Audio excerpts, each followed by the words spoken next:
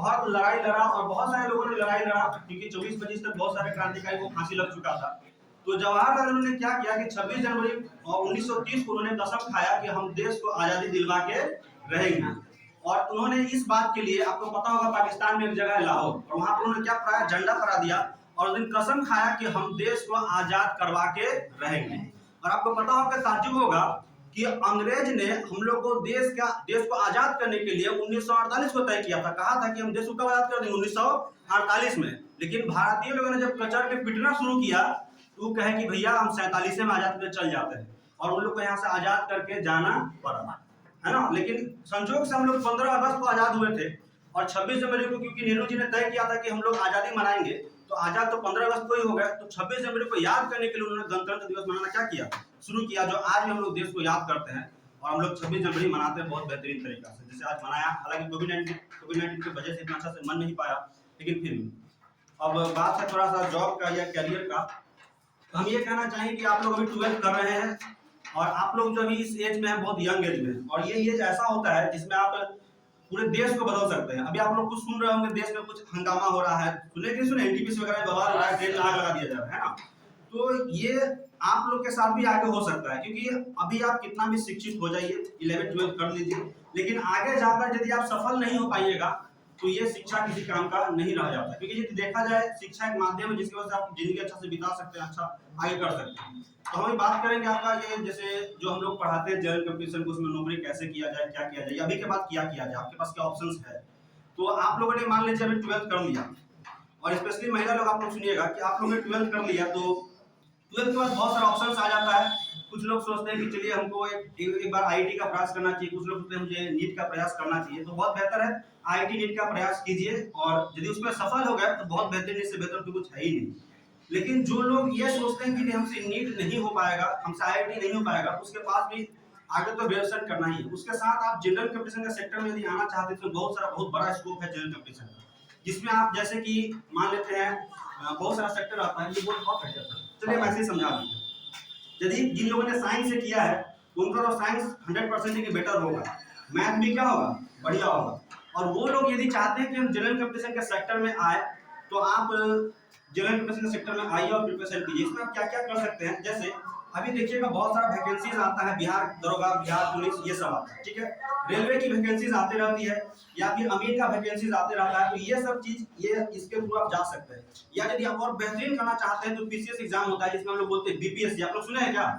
BPSC का exam, UPSC का exam जो होता है, हर स्टेट कंडक्ट कराता है स्टेट, वैसे बिहार में बीपीएससी कंडक्ट होता है। आप चाहे जो लोग ग्रेजुएशन कर रहे हैं, तो ग्रेजुएशन करने में तो बिहार में तो 4 साल लग ही जाता है, अप्रोक्स 4 साल लग जाता है। तो आप लोग यदि चाहे तो अभी से बहुत बेहतरीन तरीका से तैयारी कर सकते हैं। आप अभी से ही लग जा सकते हैं बीपीएससी की तैयारी में। हम बीपीएससी और दरोगा पर फोकस करना चाहेंगे, क्योंकि ये बहुत अच्छा सेक्टर है। जनरल कंपटीशन तो बहुत टफ नहीं है, आप लोग क्वेश्चन की जगह धीरे-धीरे हो ही जाता है। तो यदि आप मान के चलते हैं कि आप दरोगा या बीपीएससी करना चाहते हैं, तो सबसे पहले क्या करना होगा कि आप अभी जो पढ़ रहे हैं साइंस, वो तो आपका ठीक रहना चाहिए, उसमें कुछ विशेष पढ़ना नहीं है। आपका जो आर्ट्स सब्जेक्ट आता है, जिसमें आपको ज्योग्राफी वगैरह पढ़ना है, ज्योग्राफी हो गया, हिस्ट्री हो गया, इकोनॉमिक्स हो गया, इकोनॉमिक्स समझ रहे हैं ना, अर्थशास्त्र बोलते हैं, ये सब आपको बहुत बेहतरीन तरीका से पढ़ना है। यदि आप अभी से पढ़ेंगे ये, तो 4 साल आपका ग्रेजुएशन होने में भी लग जाता है, और 1 से 2 साल में आपका ये पूरा का पूरा क्या हो जाएगा, प्रिपरेशन हो जाएगा। और 2 साल में यदि आप जम के मेहनत कीजिएगा तो आप किसी भी एग्जाम को क्रैक कर सकते हैं। और एक फायदा ये होता है कि यदि आप बीपीएससी या किसी भी बीपीएससी समझते हैं कि नहीं समझते हैं, और हम ये मान के चल रहे हैं कि आप लोग बीपीएससी सुने हैं ना। अरे दरोगा सुने हैं, डीएसपी, एसडीएम, उसी से जाता है, ठीक है ना। तो हम ये बोल रहे हैं कि यदि आप ऐसा प्रिपरेशन करते हैं, तो अभी से आप प्रिपरेशन में लग जाते हैं, एग्जाम के बाद आप प्रिपरेशन में लग जाते हैं, तो जरूर कि 2 साल के अंदर अच्छा से प्रिपरेशन कर लीजिएगा। उसका अटेम्प्ट करते करते 1-2 अटेम्प्ट में आपका सिलेक्शन हो जाता है, बशर्ते आपको मेहनत करना पड़ेगा। यदि कोई लोग चाहते हैं कि हम रेलवे में जाए, तो बाबू उनको रेलवे में जाने के लिए रेलवे में बहुत सारी वैकेंसी आती है, स्टेशन मास्टर का आता है, ग्रुप डी आता है, टीपीसी, रेलवे टाइप का बहुत सारा वैकेंसी आता है। तो उसमें आप लोगों को मैथ वगैरह पढ़ना पड़ेगा। मैथ आप लोग का स्ट्रांग होगा, क्योंकि आप लोग ऑलरेडी मैथ से है। और साइंस पढ़ना है तो साइंस आप लोग को आता ही है। थोड़ा मोड़ा आप लोग क्या पढ़ना पड़ेगा, तो थोड़ा मोड़ा आप लोग को आर्ट्स पढ़ना पड़ेगा। आर्ट्स को वही ज्योग्राफी हो गया, हिस्ट्री हो गया, इकोनॉमिक्स, ये सब पढ़ना पड़ेगा, तो आप रेलवे का एग्जाम क्रैक कर पाएंगे।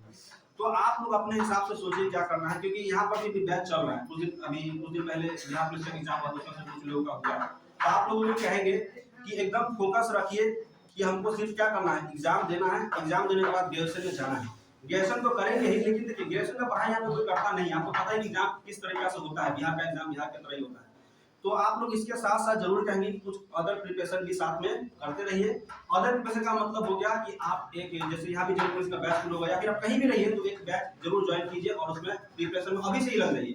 ये दिक्कत ये है कि 12 के बाद तो सारा हरा के तैयार होता है कि अब तो भैया हम आजाद हो, है ना, और उसके बाद लोग सीरियस रहते ही नहीं है। 1 साल 1.5 साल रहे, 2 साल रहे, उसके बाद जब गार्जियन के ऊपर से प्रेशर आता है, देखता है कि ब्याह शादी नहीं हो रहा है, लड़की वाला अगुआ आ रहा है, भाग जा रहा है कि लड़का कुछ नहीं करता है, तब उसको टेंशन आता है कि अब तो ब्याह ही नहीं हो रहा है, तो दिक्कत हो गया भाई, ब्याह नहीं होगा तो फिर काम ही किससे होगा। तो तब दिमाग जाता है आदमी का कि भैया अब पढ़ना, अब क्या है, पढ़ना जरूरी है, नौकरी क्या है जरूरी है ना, कि खूब खुश रहा ब्याह के नाम तो बहुत जरूरी है। तो उस समय लोगों का दिमाग खुलता है कि क्या करना है, अब हमको पढ़ना है। तो अब मान लीजिए आप ग्रेजुएशन करते 21 साल 22 साल होते होते तब लोग शुरू करते हैं कि भैया अब चलिए अब कुछ होने वाला नहीं है, बहुत चक्कर पकड़ कर लिया, क्या करते हैं पढ़ाई करना शुरू करते हैं। उस समय के बाद से लोग 21 शुरू होता है, 21 में धीरे धीरे पढ़ेगा, 22 में धीरे धीरे पढ़ेगा, 23 24 25 तक क्या करते रहेगा, पढ़ते रहेगा। कहीं कहीं पे पढ़े कोई भैंसियों चलाने चल जाता है उसे फिर चलाता है कि चलिए अब भैंसी का सीजन खत्म हो गया, आप पढ़िएगा 25-26 तक। आप सोचिए, आप अभी हम ये बता रहे हैं आप अभी से एक्टिव नहीं है ना, आप ग्रेजुएशन के बाद एक्टिव हुई, 4 साल 5 साल तैयारी कीजिएगा 26 साल, और उसके बाद 27-28 तक नौकरी लगेगा, 30 तक भी लग सकता है, और उसके बाद 32 में ब्याह होगा, समझा है ना। अब 32 के बाद 34 में पापा बनिएगा, तो बेटा कंफ्यूज रहेगा कि पापा बोले कि दादा बोले, समझा ना, 32 साल में ब्याह होगा। इसलिए आप लोग कहेंगे अभी से, मतलब अभी समय है कि आप 12 दीजिए और 1 महीना जितना मौज मस्ती करना है। महिला लोग से भी कहते बाबू, आप लोगों का सोना पे सुहागा है, थोड़ा सा कल स्पेशल है, लड़का बिहार में पता है पूरे भारत पूरे विश्व में बिहार एकमात्र ऐसा राज्य है जहाँ पर महिलाओं को 50% क्या है, आरक्षण है। 50% समझते हैं ना, आरक्षण का मतलब ई बंगलोर सब 100 लाएगा तो सिलेक्शन नहीं होगा, आप लोग 40 में चल जाइएगा नौकरी में, समझा रहा है ना। तो आप लोगों के लिए इतना बेहतरीन चांस है, लेकिन दिक्कत है कि बिहार में शिक्षा बहुत ज्यादा चौपट हो गया है, क्योंकि यहाँ पर कोई पढ़ा नहीं, यहाँ पर गार्जियन भी कुछ गड़बड़ करते हैं, गार्जियन भी बच्चा को पढ़ने नहीं देना चाहते हैं। और एक मानसिकता ये देखे हैं, जैसे हम तो भाई हम गाँव में बहुत कम मिल रहा है, लेकिन जहाँ तक हम देखे हैं एक बहुत बड़ा हमको दुख होता है ये बात सोच करके कि जो बिहार में है जब लड़की लोग पढ़ने के लिए निकलती है और उसका उम्र 17-18 से एबव हो गया, तो गांव वाले लोग कमेंट करना शुरू कर देते हैं कि आप लोग का कभी होता है 18-19, अरे बुढ़ाऊ सब दादा सब बैठ के कमेंट करते हैं देखी जाए फलना है कि नहीं। तो बहुत ज्यादा ये आप लोग कभी ये सब चीज में नहीं आइएगा। और यदि आप लोग को बताते हैं, महिला लोग को बताते हैं, यदि आप लोग अभी से मतलब आप लोग का एज 18 होगा ना, अभी 17 या 18 होगा, आप लोग अभी से प्रिपरेशन करना शुरू करेंगे बाबू, 19, 20, 21 तक क्या हो जाएगा, आपको कहीं ना कहीं जॉब लग जाना है 100%। आपको अपना 100% देना पड़ेगा, बस यही नहीं बाबू, आप लोग बात नहीं कीजिए, आप लोग को बताते हैं 21 बाबू 20-21 तक आप लोग क्या हो जाएगा, सिलेक्शन हो जाएगा। और सरकार ने भी सोच समझ के 21 साल ब्याह करना तय कर दिया, समझा है ना। 21 साल से पहले सोचिएगा भी नहीं, तो रोज से सोच लेना नहीं, खाना में चल जाएगा। तो आप सोचिए, इस बात को बताना चाहेंगे कि आप लोग लग जाइए। देखिए नौकरी पाना बहुत टफ नहीं है, सबका अपना करियर है। हम ये नहीं कहते हैं कि यहाँ पर पढ़ रहे हर एक व्यक्ति को नौकरी हो ही जाएगा। कुछ लोग इसमें है जो सोचेंगे कि हम बिजनेस चलाएं, कपड़ा दुकान खोले, कोई सोचेगा कि हम पकौड़ी छाने, तो कोई बात नहीं, आपको जो बेहतरीन लगता है आप वो कीजिए, जो दिल का हाँ भाई वो सोचेगा, भाई वो सोचता होगा कि सिंगार की दुकान खोले, तो ये बात सुन लीजिए बाबू, सबसे पहले वह पर दिमाग लगा रहता है। आजकल का लड़का का मानसिकता खराब हो गया, वही गाना गुनगुनाना पड़ेगा, घूम रहे हैं जैसे एने ओने, एमए बीए किए, अब बस एक नौकरी चाहिए छोकरी के लिए। लड़की लोग को भी कहते हैं बाबू कि आप लोग पढ़िए, बिहार यदि पूरे विश्व में सबसे बकलोल महिला को खोजा जाए तो बिहार से चुन के ले जाया जाता है। सबसे कम साक्षरता अगर बिहार का है, समझा रहा है ना। इसलिए आप लोग कहेंगे, आप लोग अभी का भविष्य है, यदि आप लोग अभी पढ़िएगा तो आने वाले समय में आप लोग उस समय क्या होगा ना कि आने वाले समय आप ही लोग को गिना जाएगा कि आप लोग बिहार की महिला इतना की। आपको पता होना चाहिए इस बार यूपीएससी का जो एग्जाम हुआ है तो पर बिहार का लड़का, तो आप लोग के अंदर हिम्मत है। और आप लोग यहाँ की मानसिकता गिरा देते हैं गांव में ये कह कर कि भैया मनोजवा का बेटा पढ़ ले, कहाँ सिलेक्शन हो, यहाँ पिंटुआ का बेटा ऐसी के पिंटुआ के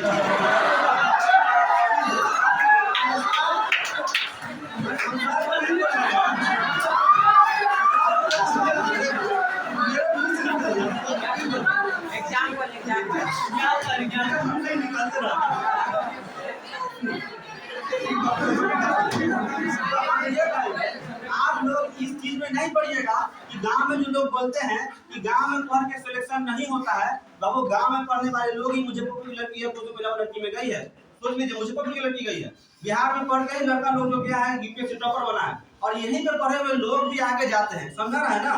तो आप लोग यदि पढ़िएगा तो यहाँ पे बैठे हर एक व्यक्ति के पास इतना क्षमता है कि वो पढ़ के किसी पद पर जा सकता है या बिजनेस में बहुत अच्छा कर सकता है, लेकिन आपके अंदर हिम्मत होना चाहिए। दिक्कत यह है कि लोग हार मान जाते हैं। आप लोग क्या करते हैं, हार मान 2 दिन पढ़े, टेस्ट दिए, सिलेक्शन नहीं हुआ, नंबर कम आया, आप लोग हार मान गए। यही यदि आप लोग पढ़ाई में हार मान जाते हैं, लेकिन जब लड़की का बारी होता है 1 दिन में ना ताकली, 2 दिन में ताकली, 4 दिन में ताकली करेगी, लेकिन उसमें देखते हैं क्या नहीं। जब आप वहाँ जो फोकस करते हैं उसमें फोकस नहीं कीजिए, पढ़ाई में फोकस करिए कि 1 दिन में नहीं होगा, 2 दिन में नहीं होगा, 3 दिन में नहीं होगा, एक न एक दिन होगा।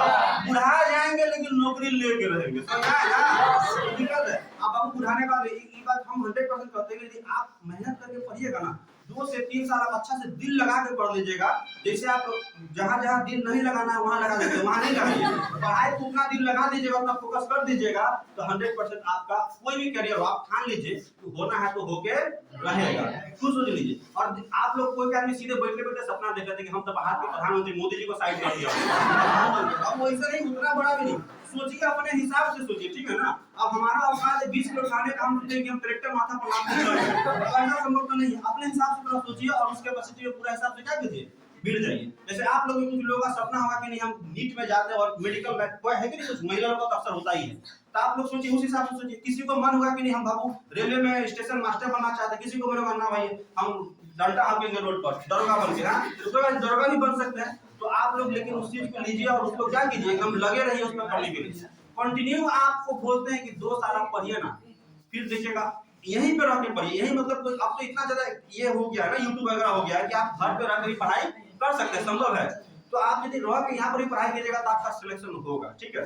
और आप लोग कभी भी जिंदगी में हार नहीं मानिए, जिंदगी ऊंच नीच आते रहता है, आता है कि नहीं आता है, नहीं एग्जाम बहुत ज्यादा दिक्कत। अभी भी एग्जाम देने जा रहे हैं तो बहुत लोग को, जो लोग पढ़ रहे हैं उनको डर होगा अंदर से कि भैया नहीं निकलेगा तो बहुत सारा दिक्कत होगा, फुआ फूफा के बोलेंगे कि नहीं, घर में यही ना होता है रिलेशन में, तो बहुत सारा दिक्कत होता है, फूफा बोलेंगे वहाँ बोलेंगे नंबर नहीं आया। जो नहीं पढ़ता उसको तो कोई टेंशन ही नहीं है, भाई आए चाहे नहीं आए हमको ऐसी भैंसी चलाना है ना।